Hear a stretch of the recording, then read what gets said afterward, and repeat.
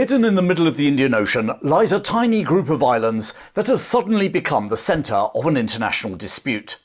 Because on one of those islands sits one of the most important American military bases in the world, Diego Garcia. Yet the islands themselves are still a British territory. They are known as the Chagos archipelago. For more than a century, they were little more than a forgotten plantation colony at the edge of the British Empire. Today, they sit at the centre of an international debate involving geopolitics, decolonisation, and the legacy of empire. This story involves Napoleonic Wars, Cold War strategy, and the removal of an entire island community from their homes.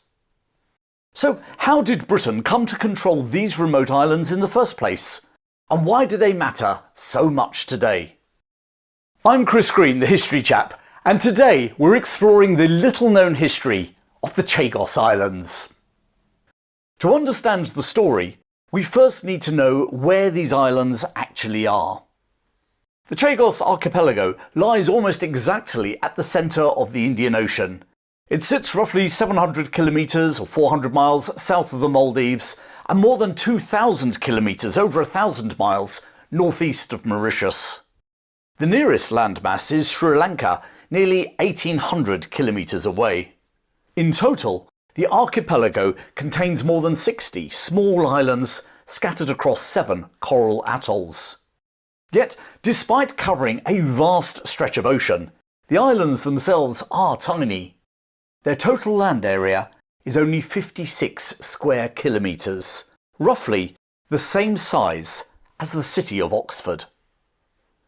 The largest island is Diego Garcia, a curved coral atoll surrounding a vast natural lagoon. From the air, it looks like a horseshoe of coral enclosing brilliant turquoise water. And today, that lagoon shelters naval vessels and logistic ships supporting military operations across a vast region of the world. But long before bombers and warships arrived, these islands were home to a small plantation community whose lives revolved around coconuts, fishing, and the rhythms of island life.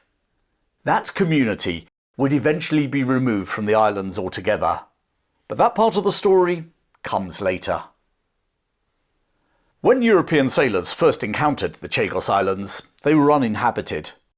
The islands appeared on Portuguese charts during the 16th century, although they remained largely unexplored for many years. The Portuguese never attempted a permanent settlement. Instead, the islands simply became a navigational reference point for ships crossing the Indian Ocean. It was the French who eventually settled them during the 18th century. At the time, the islands were administered from their colony in Mauritius, which the French called Ile-de-France. Plantations were established to harvest coconuts and produce copra, the dried flesh of the coconut used to make oil for soap, candles and lubricants. The labour force consisted largely of enslaved Africans brought from Madagascar and the East African coast.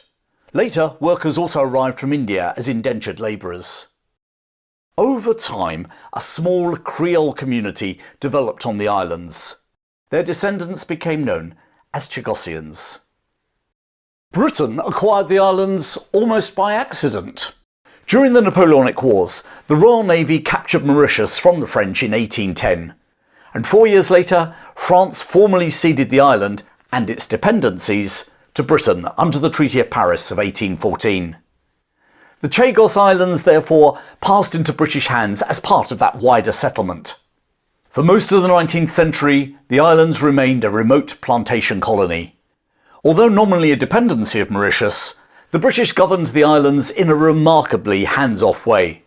There was no administrator, let alone governor, no police force, no resident judge, no military garrison. In practice, the islands were largely run by the plantation managers themselves. Rows of coconut palms stretched along the coral shores, and the rhythm of daily life revolved around harvesting and processing copra. The population remained small, rarely more than 1,000 people, but it developed a close-knit community. Families lived in simple wooden huts near the plantations. Fishing in the lagoons provided additional food and income. Small boats travelled between the islands, carrying workers, supplies and news between settlements. Church gatherings, festivals and family celebrations punctuated the quiet rhythm of plantation life. To outsiders, these islands seemed remote and obscure, but for the people who lived there, this corner of the Indian Ocean was simply home. For decades, the Chagos Islands remained almost completely isolated from the rest of the world. And one extraordinary incident during the First World War reveals just how isolated they really were. In September 1914, a German warship suddenly appeared off the island of Diego Garcia. The vessel was the cruiser SMS Emden, already notorious for attacking Allied shipping across the Indian Ocean. Yet, when the German sailors reached the island, they discovered something remarkable. Nearly 2 months had passed since the outbreak of war in Europe, but the islanders had no idea that the war had even begun. The Chagos Islands had no telegraph connection, and during those 2 months, not a single ship had arrived to bring the news of the war. As a result, the German cruiser was welcomed politely and even allowed to take on coal before sailing away. It was a vivid illustration just how remote these islands really were. For more than a century, the Chagos Islands remained a quiet and largely forgotten corner of the British Empire. But in the middle of the 20th century, their location in the middle of the Indian Ocean suddenly became strategically important. During the early 1960s, the United States began searching for a strategic base in the Indian Ocean. From such a location, aircraft and naval forces could operate across the Middle East, East Africa and South Asia, whilst also monitoring the sea lanes linking Europe with Asia. Sitting almost exactly in the centre of the Indian Ocean, Diego Garcia offered something rare in military geography. A base that was both remote enough to be secure, yet central enough to project power across half the ocean. Yet, there was a complication. At that time, the Chagos Islands were still administered as part of Mauritius, and Mauritius itself was moving steadily towards independence from Britain. Which raises an obvious question. If the islands were about to become part of independent Mauritius, how could Britain offer them to the United States as a military base? The answer emerged during negotiations in London in 1965. Mauritian leaders had travelled to Britain to discuss the terms of independence. The talks took place at Lancaster House. But alongside the formal negotiations, another issue was being discussed. Britain wanted to detach the Chagos Islands before Mauritius became independent.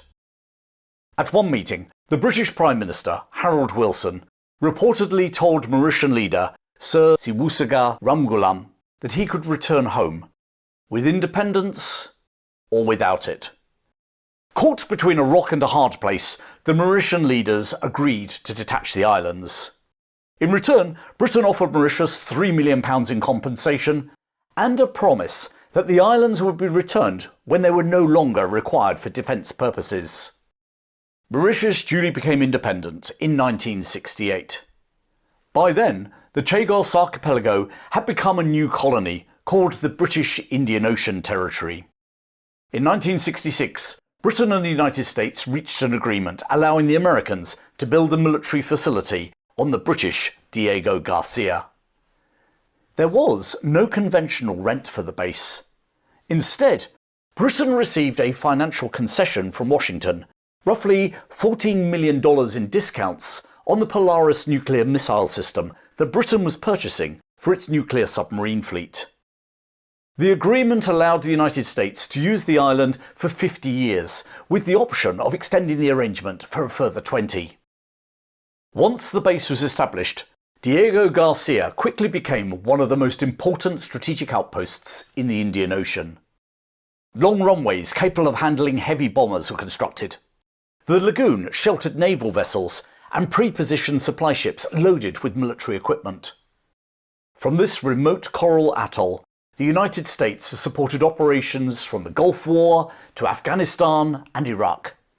Although the island itself is tiny, its strategic reach stretches across thousands of kilometres of ocean.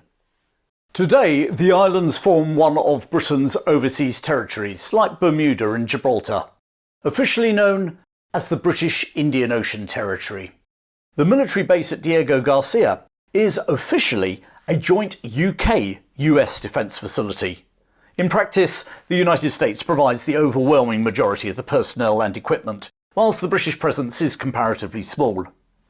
Unlike most British overseas territories, there's no elected government on the island. The territory is governed from London by a commissioner based at the Foreign, Commonwealth and Development Office. On Diego Garcia itself, the British government is represented by the commanding officer of the British forces on the island. And what of the island's population? Well, as part of making Diego Garcia a military base, the entire population of all the Chagos Islands were removed between 1968 and 1973. Around 1,500 Chagossians were relocated to Mauritius, the Seychelles and England. Families who'd lived on the islands for generations suddenly found themselves displaced in unfamiliar countries. During the evacuation, many of the islanders' dogs were destroyed, an episode that many Chagossians later remembered as sort of symbolising the end of their community on the islands. Ironically, the decision to remove the islanders may have weakened Britain's long-term position in its current sovereignty dispute with Mauritius. In places like Gibraltar or the Falkland Islands, Britain argues that sovereignty should follow the wishes of the people who live there. But in the Chagos Islands, the entire population had been removed. So the argument instead shifts to questions of decolonisation and international law. Mauritius argues that the separation of the Chagos archipelago in 1965 violated the principles of decolonisation and was only agreed under duress. They maintain that the islands had long been administered as part of the colony of Mauritius, first by the French and then by the British themselves, and therefore should have passed to the new independent state in 1968.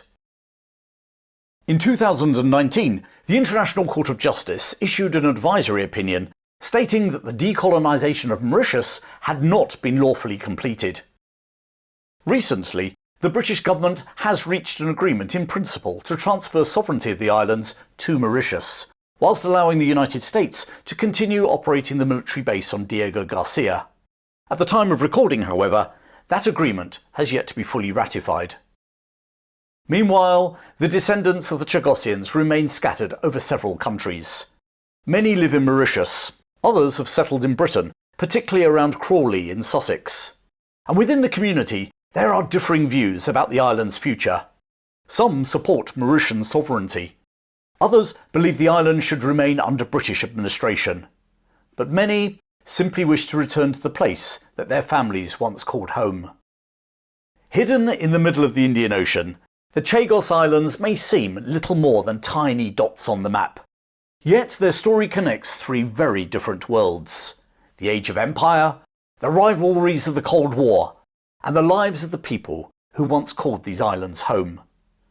More than 2 centuries after Britain first acquired them during the Napoleonic Wars, the future of the Chagos Islands remain unresolved. Thanks for watching, and don't forget to hit the like button and share with your friends. You can also help support my channel by becoming a patron or buying me a coffee. There's details in the description below. Thanks for joining me today. Keep well, and I look forward to sharing more stories from British history with you very soon.